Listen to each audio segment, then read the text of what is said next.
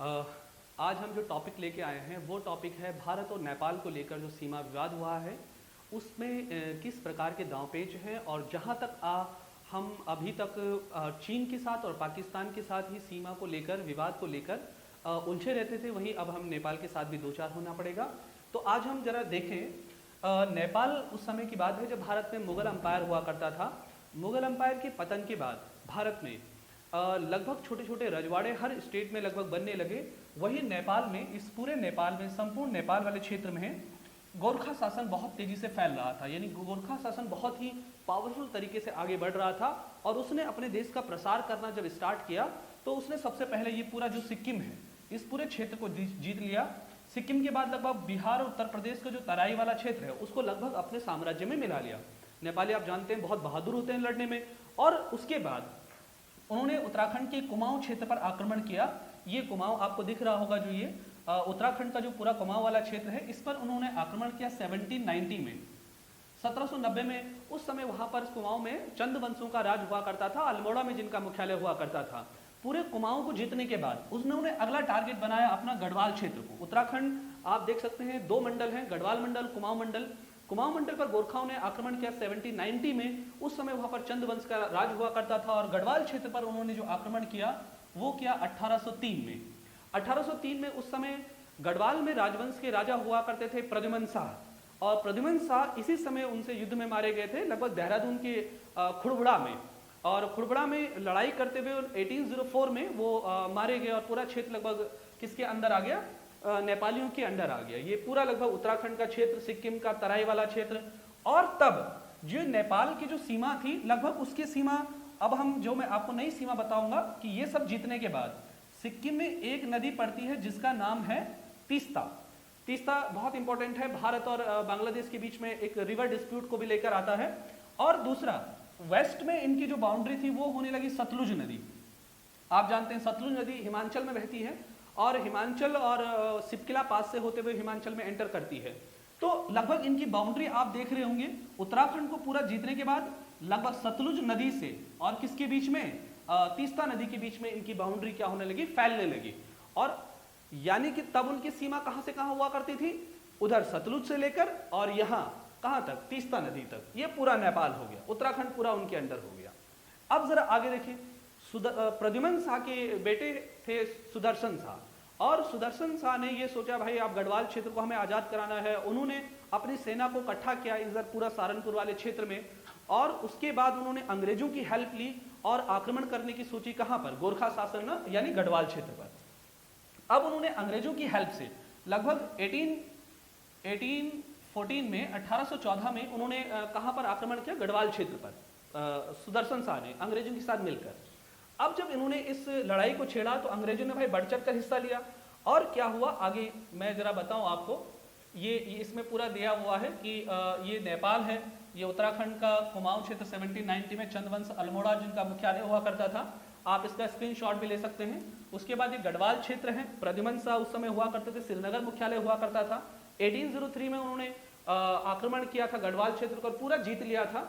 ये तीस्ता नदी है और ये है सतलुज नदी, और ये इनकी बाउंड्री बन गई थी यहां से लेकर यहां तक पूरे नेपाल की।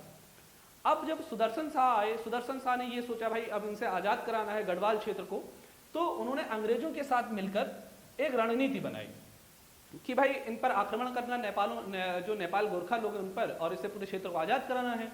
तो उन्होंने क्या किया, आंग्ल नेपाल युद्ध होता है 1814 से लेकर 16 तक।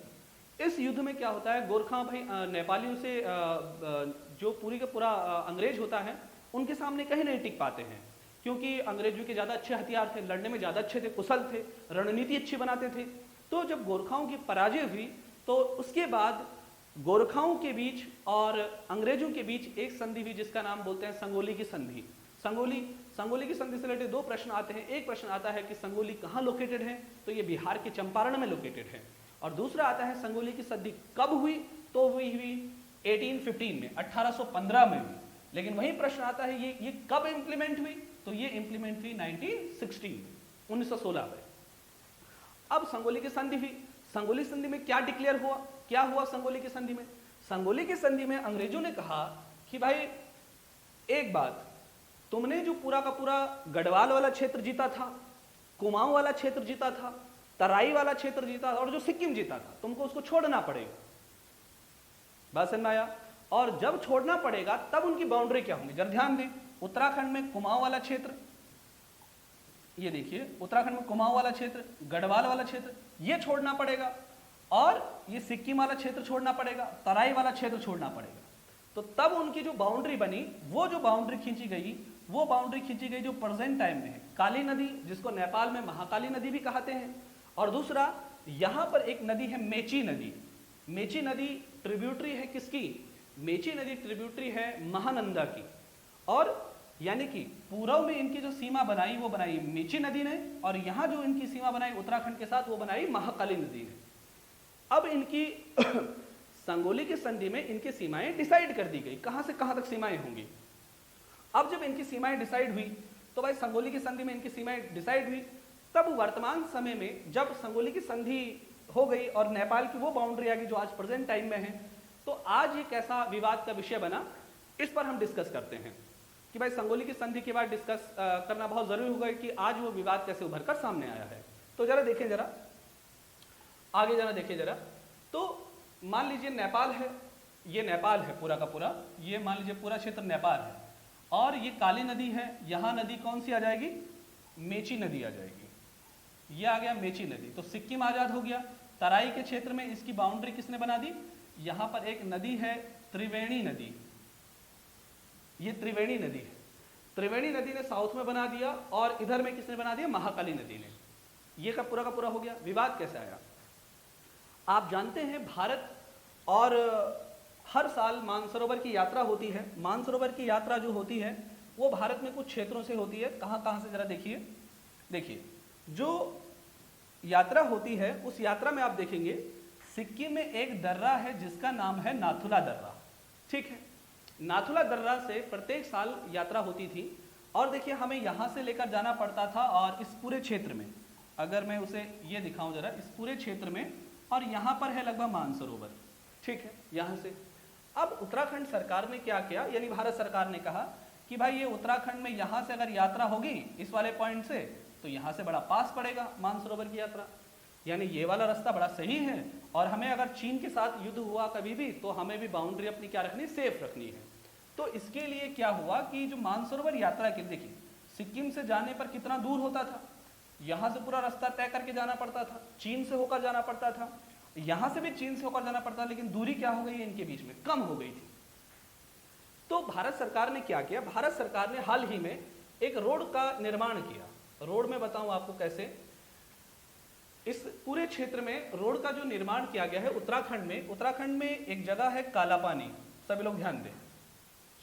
यहां मैं बता दूं आपको कि ये पूरा ये कालापानी वाला क्षेत्र है, और ये लिपुलेख पास है। आजकल हाल ही में जो विवाद आया है वो लिपुलेख पास, कालापानी और लिम्पियाधुरा से लेकर आया। 3 विषय इंपॉर्टेंट हैं। तो लिम्पियाधुरा इनका विवाद क्या है, तो माना जरा सब लोग ध्यान दें, ये नेपाल की सीमा है, ठीक है, और यहाँ पर जो नदी है आप लोग देखिएगा, ये जो नदी है ये है काली नदी ना, ये है काली नदी। काली नदी 3 धाराओं में बहती है भारत में, भारत के अंदर। कौन कौन सी? एक है लिम्पियाधुरा, ये आई, दूसरा है काली नदी ये, और तीसरा है लिपुलेख के पास से जो नदी आती है उसे लिपुलेख कहते हैं। और जब ये तीनों मिल जाती हैं तो तीनों को इस भारत में कहते हैं शारदा नदी, और नेपाल में इसे कहा जाता है महाकाली नदी। ठीक है, अब जब ये तीनों आती हैं तो संगोली की संधि में क्या हुआ था डिसाइड? संगोली में संधि में हुआ था कि नेपाल की जो वेस्टर्न बाउंड्री है उसे कौन बनाती है? काली नदी। लेकिन नेपाल ने अभी हाल ही में कहा है कि कैसे ये विवाद आया है, जरा देखिए जरा सभी लोग। हाँ, लगभग अगर मैं इस मैप पे दिखाऊं तो ये लगभग लिपुलेख पास से आ गई, ये काली नदी आ गई, और ये लिम्पियाधुरा से एक नदी जो आ गई, ये इस प्रकार से आती है, और ये नदी भारत की लगभग नेपाल की बाउंड्री बनाते हुए आगे आती है। अब नेपाल ने क्या कहा भारत को? भारत ने मानसरोवर यात्रा के लिए काला पानी से लेकर, इधर से लेकर, इसे मैं अलग पेन से ड्रॉ कर देता हूं, यहां से लेकर और लिपुलेख पास तक 80 किलोमीटर का एक लगभग हाईवे बनाया है। भाई बहुत मुश्किल होती है मानसरोवर यात्रा लिपुलेख पास से, तो लिपुलेख पास का रास्ता भी बहुत खतरनाक है। तो इस डिस्टेंस को कवर करने के लिए काला पानी से लेकर लिपुलेख पास तक भारत सरकार ने एक ऑल वेदर रोड बनाई है, और वो बनकर लगभग तैयार भी हो गई है। और रोड किसने बनाई है? उसे बनाया है बीआरओ ने। BRO, board road organisation. ये भारत के जो हिली रीजन्स हैं और जिनकी सीमा अंतर्राष्ट्रीय देशों से लगती है, अंतर्राष्ट्रीय सीमाएं, उन क्षेत्रों में रोड बनाता है। 1960 में इसकी स्टैब्लिशमेंट हुई थी भारत में, और आज बीआरओ बहुत इंपॉर्टेंट काम कर रहा है हमारे क्षेत्र में। बीआरओ ने भारत में नक्सलाइट रीजन में भी रोड बनाने का काम कर रहा है, काफ़ी सारे प्रोजेक्ट चलाए हैं बीआरओ ने। तो बीआरओ ने ये रोड बना के तैयार कर दिया। अब क्या हुआ, और हमने तो मानसरोवर यात्रा को ध्यान में रखते हुए किया था, क्योंकि लिपुलेख पास से मानसरोवर यात्रा बड़ी पास है। अब क्या हुआ, नेपाल ने कहा कि भाई भारत काला पानी, लिपुलेख और लिम्पियाधुरा हमारे भाग हैं, और इनको आप जल्दी से जल्दी क्या करिए, खाली करिए। ये हमको खाली चाहिए। और क्यों खाली करिए? भारत ने बोला भाई इसका मतलब तुम संगोली संधि का उल्लंघन कर रहे हैं। नेपाल ने कहा नहीं, संगोली की संधि में क्या कहा गया था कि नेपाल की सीमा कहां से कहां तक है, यहां से लेकर और उधर तीस्ता नदी तक है।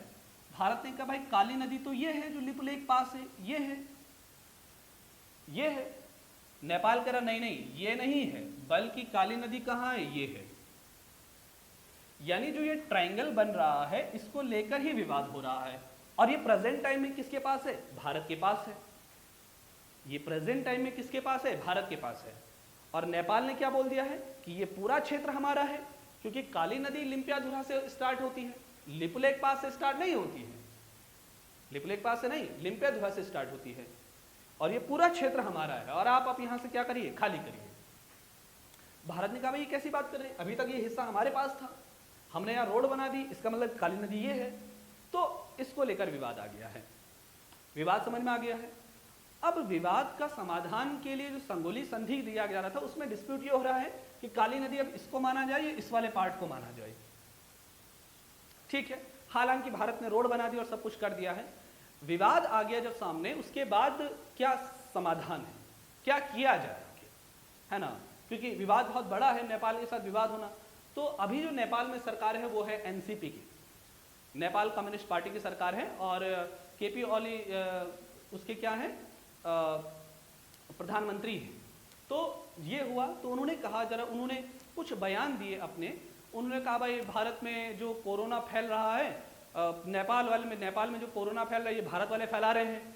दूसरा, ये जो भारत का कोरोना है, ये इटली, चाइना, अमेरिका से ज़्यादा खतरनाक है। हमने कहा भाई क्या हो गया नेपाल को, नेपाल आखिर हमसे इतना तू मैं कर कैसे रहा है? तो आप जानते हैं तू मैं किसकी गोद में कर रहा है, ये आप जानते हैं चीन का पूरा सपोर्ट है नेपाल को। लेकिन नेपाल ये नहीं जानता है कि भारत का इम्पोर्टेंस ही हमेशा के लिए है ही है, क्योंकि नेपाल आप जानते हैं, ये नेपाल है, यहाँ पे इस पूरे रीजन को आप देखिएगा, ये पूरा जो नेपाल है, नेपाल आप जानते हैं एक लैंडलॉक्ड कंट्री है। लैंडलॉक्ड कंट्री किसे बोलते हैं? जो देश, जो कंट्री की बाउंड्री ओशन से नहीं मिलती है, यानी कि चारों तरफ से लैंड से घिरा हुआ रहता है, उसको बोलते हैं भूमि आबद्ध देश, लैंडलॉक्ड कंट्री। और दूसरा, it is also a buffer state, ये एक बफर स्टेट भी है। और बफर स्टेट किसे कहा जाता है? बफर स्टेट उसे बोला जाता है which country is located between the two super power या टू पावर। तो टू पावर कौन कौन सी है? एक तरफ चीन है और दूसरी तरफ भारत है। तो दो बड़े देशों के बीच में एक जो छोटा देश होता है, उसे कहा जाता है कौन सा देश? A buffer state. तो नेपाल का इंपॉर्टेंस ही हमारे लिए हमेशा है ही भाई। क्यों? आप जानते हैं नेपाल को हम हमेशा अपने सारी रोड का यूज करने देते हैं, क्योंकि जो भी उसका ट्रेड होता है सारा इंडियन ओशन से होता है। भारत एक पूरी रोड दे रही कि मैं जितना भी सामान लेके जाने जाओ। दूसरा, ये चीन के साथ ज्यादा ट्रेड नहीं कर सकता है। क्यों? क्योंकि आप जानते हैं नॉर्थ में पूरा हिमालयी रीजन है, हिमालय को भेदना इतना मुश्किल नहीं है, क्योंकि आप जानते हैं नेपाल के पीछे मिड पार्ट से होते हुए महाभारत रेंजेस जाती हैं, और महाभारत रेंजेस के ऊपर कौन है? ग्रेटर हिमालयाज है। और ग्रेटर हिमालयाज बहुत बड़ा है, उसे पार करना चीन की बस की तो है नहीं। तो अब देखिए, नेपाल को ये सोचना चाहिए कि भाई भारत पर मेरी इतनी ज्यादा डिपेंडेंसी जब है, इतनी ज्यादा डिपेंडेंसी, तो मैं क्यों इससे पंगा ले रहा हूँ? चाइना के उकसाने पर। चाइना तो भाई अपना, आप जानते हैं चाइना की पॉलिसी कैसे रही, पहले कर्ज दे दीजिए, बाद में उसे अपनी बातें मनवाइए, इस प्रकार की पॉलिसीज रहती हैं। तो अब देखिए जरा किस प्रकार से रेट में डिफरेंस आता है। मान लीजिए यहाँ पर कोई आलू इधर से आया, मान लीजिए 1 किलो आलू है और 1 किलो आलू को यहाँ इंडियन ओशियन से नेपाल ले जाएगा तो यहाँ लगभग जाके कितना होगा, 12 रुपये होगा। ठीक है, भारत से गया तो 12 रुपये होगा। लेकिन मान लीजिए अगर चीन से होकर आता है आलू और यहाँ से होकर फिर जाता है, चीन से अगर कोई सामान आ रहा है और यहाँ से जाएगा तो वो 1 किलो आलू अगर वो गया है तो नेपाल में लगभग 250 रुपये का बिकेगा। इतना रेट में डिफरेंस आ जाता है और फिर भी नेपाल ये नहीं समझ पा रहा है कि भविष्य के लिए उसका ये कैसी समस्या बनती जा रही है। और फिर भी देखिए, अभी हाल ही में जब कोरोना फैला तो भारत ने लगभग 2 लाख के लगभग हाइड्रोक्सी क्लोरोक्विन की गोलियां दी वहाँ, और लगभग कई सारे क्या दिए, कई सारी जो पैरासीटामोल होती वो गोलियां दी और फ्री में दी हैं। इसके लिए भारत ने कोई पैसा नहीं लिया। फिर भी नेपाल देखिए कैसे कह रहा है कि भारत का कोरोना चीन और इटली से ज़्यादा खतरनाक है। तो आप समझ सकते हैं कि किस प्रकार से वहाँ के प्राइम मिनिस्टर क्या हो चुके हैं, बहक चुके हैं। उन्हें बहुत जल्दी ये बात समझ में आ जाएगी। वैसे खैरहाल अब इसका सॉल्यूशंस कैसे किया जाएगा? सॉल्यूशंस करने के लिए काफ़ी सारी चीज़ें हैं जो हो सकती हैं। बड़े भाई नेपाल और भारत बहुत अच्छे अच्छे डेलीगेट बनाएं और इनको लेकर बात करें कि भाई किस प्रकार से समस्याएं हैं, किस प्रकार से सुलझा लिया जाए और आगे भी इस प्रकार की कोई समस्या ना आए। नेपाल को ये भी बात ध्यान में रखनी होगी। तो बहुत बड़ा इशू नहीं है, इसको लेकर बहुत जल्दी ही सारी चीज़ें क्लियर हो जाएंगी। लिम्पियाधुरा और काला पानी और लिपलेख को लेकर जो विवाद है वो विवाद बहुत पुराना नहीं है, हाल ही में उभरा है। संगोली की संधि बहुत स्ट्रेट फॉरवर्ड है और वो सब चीज़ें हो जाएंगी। ठीक है, तो आज लगभग हमने इस सब टॉपिक पर डिस्कस किया। इसके लिए इसके आगे और भी जो इश्यूज़ हैं देश में, 3 साल सेना में आने वाला आम आदमी के लिए को 3 साल भर्ती करेंगे और भी जो विषय हैं उन पर हम लगातार वीडियो बनाएंगे। और आज के लिए लगभग इस वाले टॉपिक पे कोई भी क्वेश्चन हो आप हमसे पूछ सकते हैं। चलिए ठीक है, आज के लिए इतना ही।